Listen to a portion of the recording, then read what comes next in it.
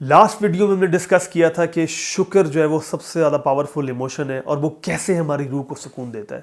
لیکن سوال یہ پیدا ہوتا ہے کہ یہ شکر گزاری والا مائنڈ سیٹ ڈیولپ کیسے کریں. آئیے دیکھتے ہیں.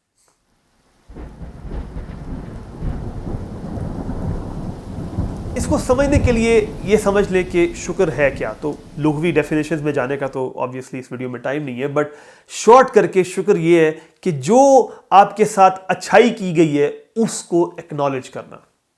اس کو ایک ایگزامپل سے سمجھیں کہ ایک شخص ہے جس کے پاس پیسے نہیں ہیں اور اس کو کوئی شخص آ کے اس کی مالی طور پہ مدد کرتا ہے, تو وہ کیا کہے گا؟ وہ کہے گا یار بہت بہت شکریہ آپ کا, آپ نے میرے اس مشکل وقت میں میرا ساتھ دیا, اللہ آپ کو جزا دے.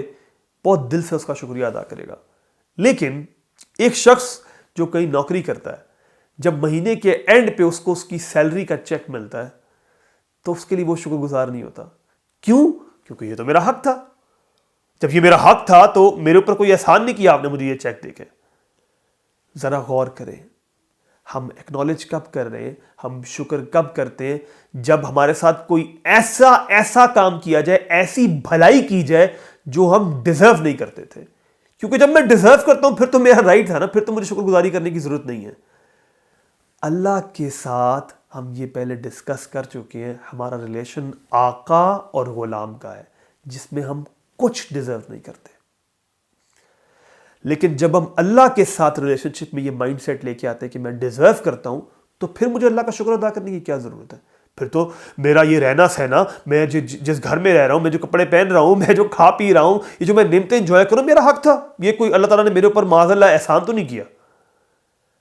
لیکن اگر میں یہ مان لوں کہ اللہ میرا رب ہے, وہ مجھے اون کرتا ہے, تو میں ہر سانس کے بدلے شکر ادا کروں گا.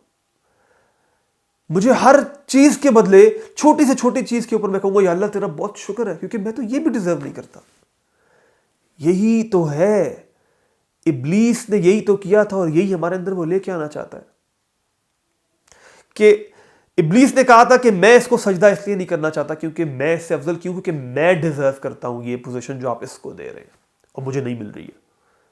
اور وہ فیور جو اللہ نے اس پہ کی کہ اس کو ملائکہ کے ساتھ شامل کیا تھا, اس کا اس نے کوئی ذکر ہی نہیں کیا. اور یہی سیم فیلنگ ہمارے اندر ڈالتا ہے.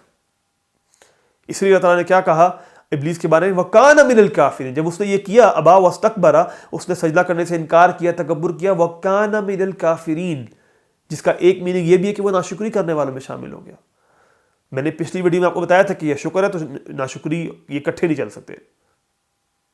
میسج کیا ہے؟ کیسے ڈیولپ ہوگا یہ مائنڈ سیٹ؟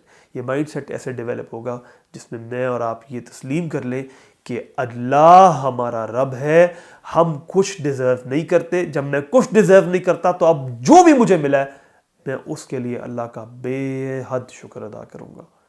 سو اللہ تعالیٰ کو اپنا رب مانے اور یہ تسلیم کر لیں کہ میں اور آپ کچھ ڈیزرو نہیں کرتے.